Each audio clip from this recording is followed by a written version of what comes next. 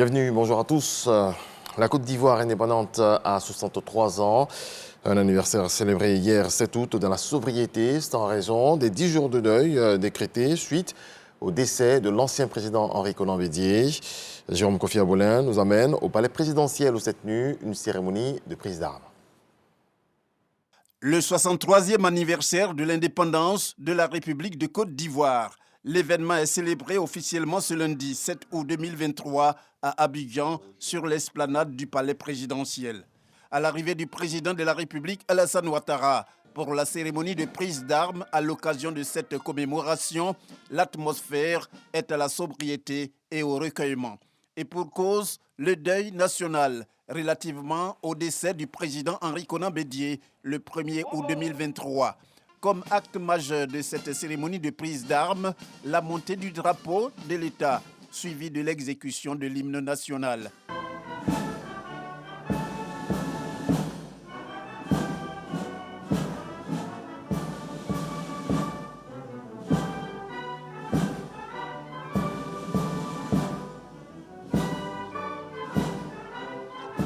Après la Bignonnaise, le drapeau national est remis à Mima pour tenir compte de la période de deuil national décrétée par le chef de l'État qui exige sa mise en berne.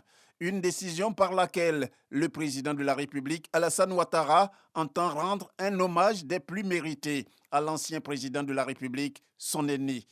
Pour cette cérémonie commémorative des 63 ans de l'indépendance de la République de Côte d'Ivoire, les forces ivoiriennes de défense et de sécurité bénéficient du soutien des forces armées togolaises venues en tant qu'invités d'honneur. Le 7 août et sa particularité, surtout ce 7 août 2023, sa particularité est donc expliquée par le lieutenant-colonel Blé Taoué. Il était sur le plateau du 20h hier. Extrait.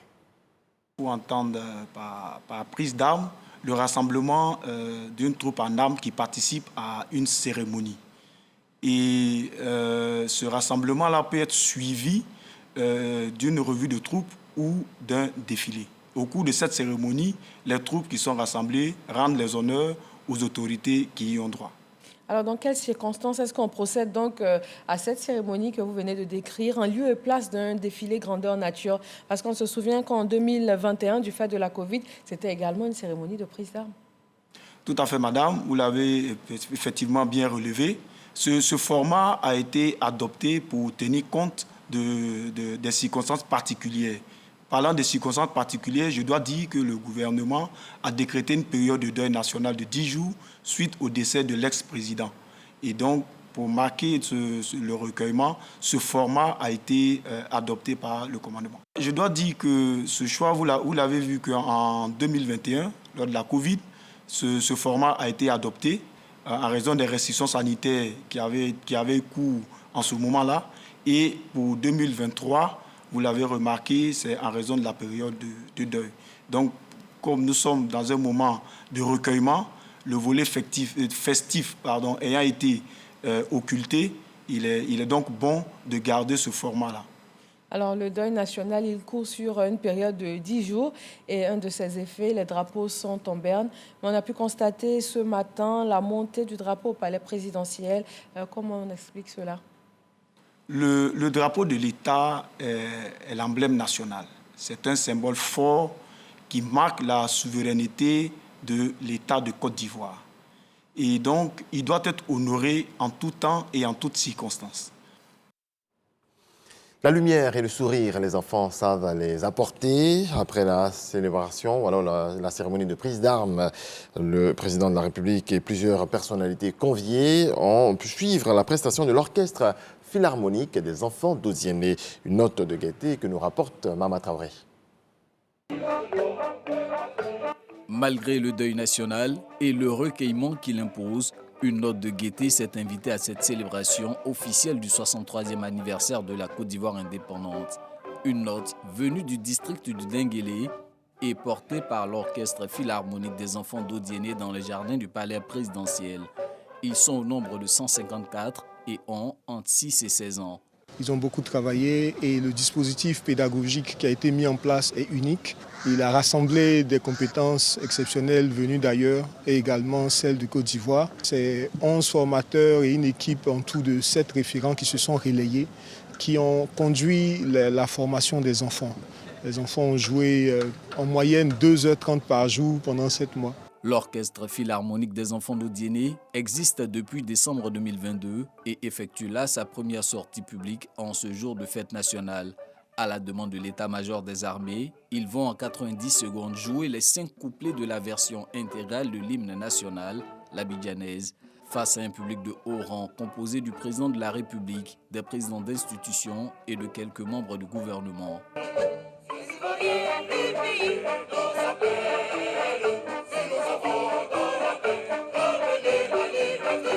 Pour la circonstance, le chœur des armées accompagne les enfants d'Odiéné et se charge d'entonner les 5 refrains de la version intégrale de l'abidjanaise. S'enchaîne la reprise du chant baptisé « Le travail de 1000 générations ».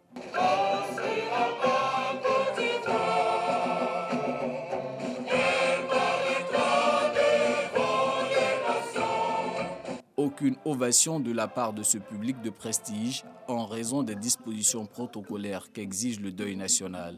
Les enfants de l'Orchestre Philharmonique d'Odiéné recevront tout de même les félicitations et encouragements du chef de l'État à la fin de ces 2 premières prestations. Le spectacle ne s'arrête pas là. Cordes, instruments à vent et percussions vont célébrer un grand classique de la musique ivoirienne, le titre Tata de la star ivoirienne du reggae, Tiken Jah Fakoly.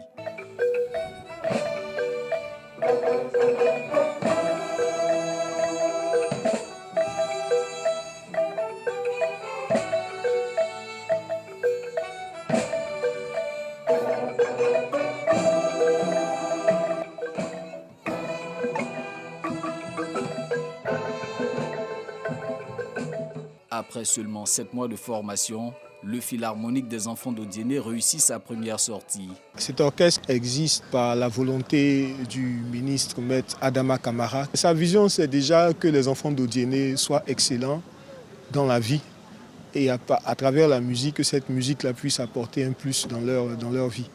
Le duo formé avec le chœur des armées pour cette prestation cadre avec le thème choisi pour cette commémoration de l'an 63 de l'indépendance de la Côte d'Ivoire, à savoir jeunesse ivoirienne et forces de défense et de sécurité pour l'engagement civique et la responsabilité citoyenne.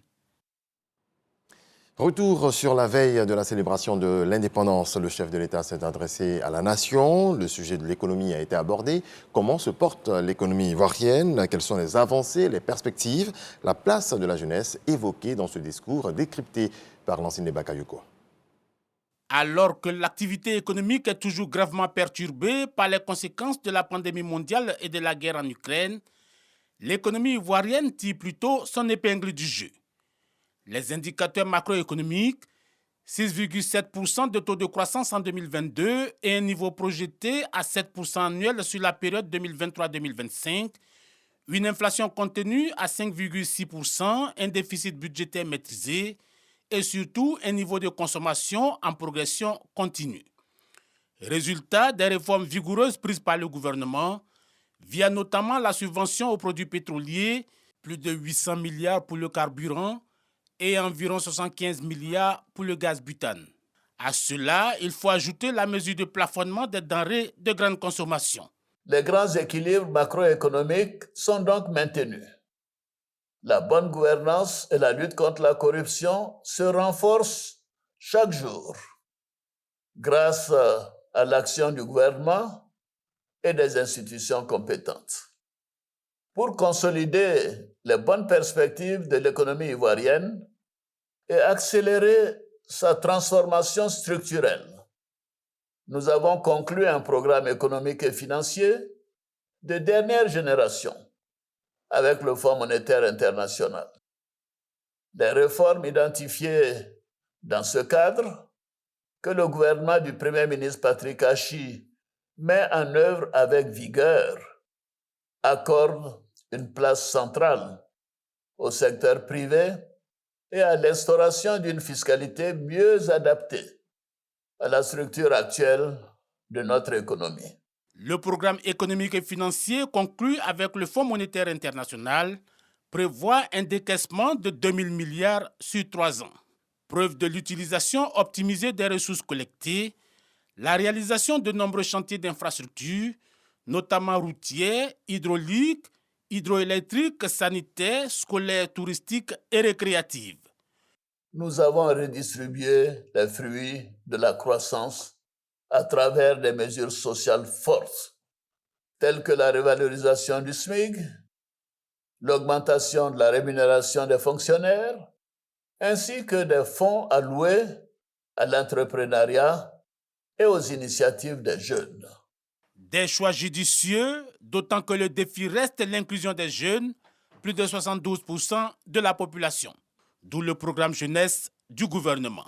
Le programme jeunesse du gouvernement est une nouvelle approche dans la prise en charge des besoins de nos jeunes dans leur diversité, en mettant l'accent sur la formation, l'encadrement, l'insertion professionnelle et le développement des compétences. Ce programme est doté d'une enveloppe globale de 1 118 milliards de francs CFA pour la période 2023-2025. Pour l'année 2023, ce sont 361 milliards de francs CFA, dont 99 milliards de francs CFA pour la construction et la réhabilitation d'infrastructures de jeunesse qui vont être débloquées. Ces ressources seront orientées vers la construction et l'équipement de lycées professionnels. Aussi, 24 conventions ont été signées pour un montant de 31 milliards de francs CFA au profit de 68 000 jeunes inscrits au PGDEC 3. Déjà en mars 2023, 1000 jeunes ont reçu leur attestation d'apprentissage au métier de la mer et de l'industrie. L'an 63 à Abidjan n'a pas été célébré avec faste et pompe comme les années précédentes. Nos reporters ont fait le constat. Les Ivoiriens ont tenu à respecter les 10 jours de deuil national décrétés par le chef de l'État. Suivant ce reportage de Khalil Diomandé. Des drapeaux en berne et des rues sous un calme saisissant. Ce 7 août, la Côte d'Ivoire commémore l'an 63 de son indépendance dans un contexte de deuil national. Dans la ville d'Abidjan, des posters du président Henri Konan Bédié sont bien visibles à certains grands carrefours. Vu la dimension du président Henri Konan Bédié, c'est tout à fait normal qu'on ne célèbre pas la fête de l'indépendance, comme d'habitude. Là où il est, que le Seigneur le protège. Il est parti rejoindre le père fondateur, Félix Houphouët-Boigny. Et aujourd'hui, on se souvient des deux. À défaut du traditionnel défilé et des parades militaires, sur la RTI, parents et enfants suivent en temps réel la cérémonie de prise d'armes.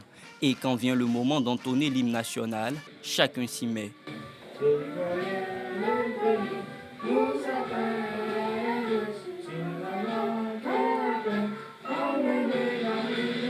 Comme cette année, il n'y a pas eu de défilé. C'est pour cela qu'on a allumé la télé pour suivre en direct avec les enfants, pour que les enfants sachent que c'est important de regarder l'indépendance de son pays. La cérémonie de prise d'armes s'est, à mon sens, bien déroulée. Vu le décès du président Henri Konan Bédié, on ne pouvait pas faire autrement. Cette commémoration sobre du 7 août est tout aussi appréciée par M. Sériko Sougro, vice-président du PDCI RDA. Nous remercions le président Alassane Ouattara pour la bonne vision de la situation et la bonne appréciation de l'événement. Parce qu'il serait malséant et malvenu que pendant que, comme on le dit chez nous, le corps est chaud encore là, à la morgue, que nous soyons en train de fêter. Ce serait contre nature.